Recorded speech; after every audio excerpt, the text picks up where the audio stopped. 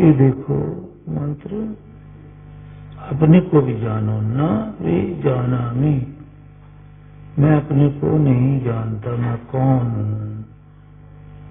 तो दुनिया में असल में बिरला ही कोई जानता है तपस्वी कि मैं जीवात्मा हूँ। वैसे तो सुन लेते हैं ये शब्द ब्रह्म है, पर जानते नहीं है, अनुभव नहीं है। तो अनुभव करने के लिए हमें साधना करनी है, तपस्या करनी है। ये शुरुआत इस मंत्र कितनी अच्छी है। यदि वह इदम न तस्मि न जानामि, मैं नहीं जानता मैं हूँ या नहीं हूँ, किस रूप में हूँ। हे प्रभु, मैं अपने आप को नहीं जानता। तो अपने आप को ना जानना ही दुख है। हम अपने आप को नहीं जानते तो हम दूसरों को जानने लगते हैं, तो वृत्ति दूसरे पदार्थों में चली जाती है। जैसे ये मन है, बुद्धि है, ये बाहर के विषयों में अटक जाती है। प्रकृति से रचे हुए हैं ये पदार्थ, कितना सोना चांदी रुपया पैसा खाने बताता रहता ना, तो ईश्वर से रची है। कण कण ईश्वर का रचा हुआ है। तो इसमें मैं हूँ या नहीं हूँ या क्या हूँ, ना विजानामि, मैं नहीं जानता। हे प्रभु, मैं नहीं जानता। तो इसके लिए मैं निर्णय छुपा हुआ, निर्णय छुपा।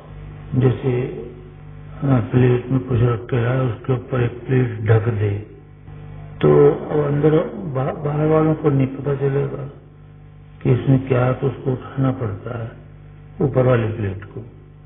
तो इसलिए कहते हैं मैं तो ढका हुआ हूँ, मैं नहीं जानता मैं कौन हूँ। ना जानने के कारण मैं ढका हुआ हूँ, छिपा हुआ।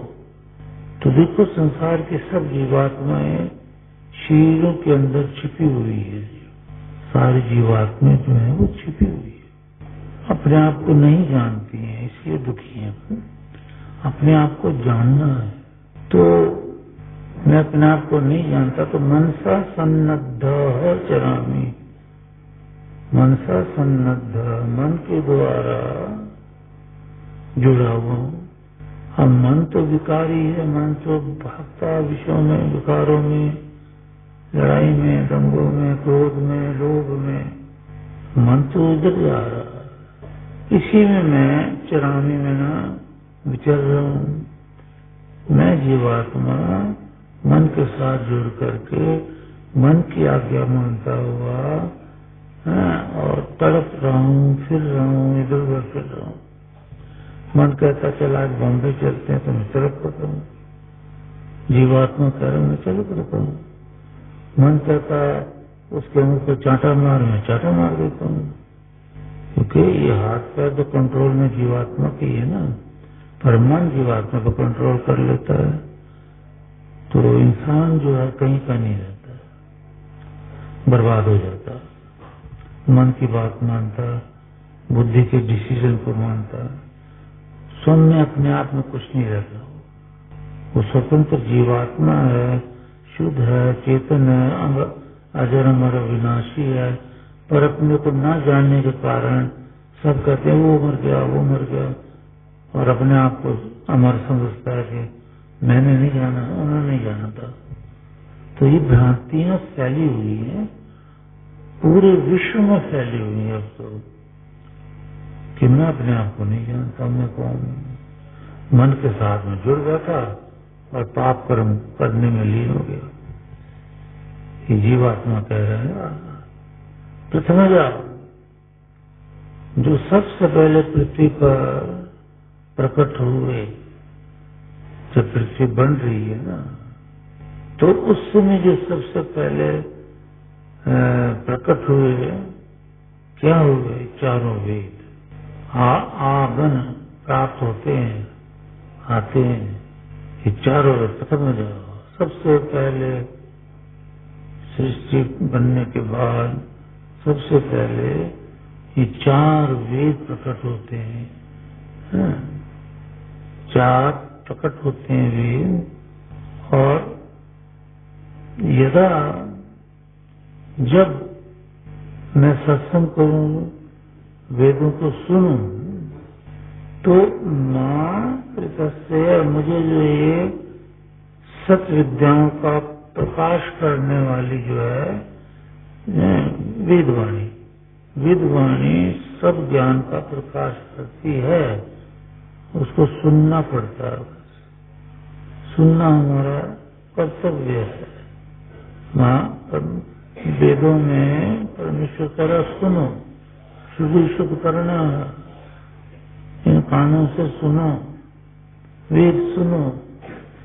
तो प्रथम है, जब पहले ये जो वेदवाणी प्रकट हुई है, अगर मैं सत्य विद्याओं का प्रकाश करने वाली इस चारों वेदों की वाणी को सुनता हूँ, तो अस्य ये वेदवाणी समय भावम भावम भज धातु है यहाँ, भजन भक्ति।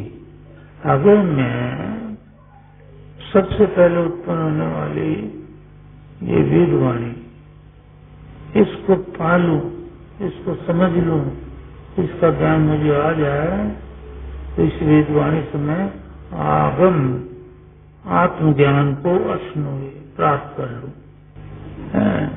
यानी मन के वश में आकर ये जीवात्मा सब कुछ भुला बैठता है, वेदवाणी का भी ज्ञान नहीं रहता है इसको, क्योंकि मन के वो चंगुल में फंस गया। जब कल्याण होता है किसी का तो तब होता है जब ये जो वेदवाणी के वश में मन बुद्धि हो, मन हो, और जो जीवात्मा के वश में भी हो वेदवाणी, मन। वेदवाणी तो नहीं, पहले मन ही होता है, मन जीवात्मा के वश में। अभी संसार सारा चल रहा है, जीवात्मा मन के वश में है, तो मन के वश में होने से इसका उद्धार नहीं होता। साधना करना नित्य आवश्यक है, क्योंकि जीव के वश में ये मन बुद्धि जो और इंद्रियां तभी आती है जब साधना होती है, नहीं तो नहीं आती। जो मर्जी करते रहो, ये बर्बाद करके छोड़ता है विषय विकार इंसान को। तो वही बात भगवान यहाँ कहला रहे हैं, और जीवात्मा कह रहा कि यदि जब संसार बन के खत्म होता तो सबसे पहले वेदवाणी का ज्ञान भगवान आप देते हैं। वो अगर ज्ञान मुझे आ जाए तो मैं भी तर जाऊंगा और सुख लूं, आत्मज्ञान मुझे प्राप्त हो जाए। आत्मज्ञान का मतलब होता है कि मैं अंदर अपनी आत्मा को जान गया, महसूस कर लिया कि ये भी इसके अंदर परमेश्वर है। ये जानना ही आत्मज्ञान है।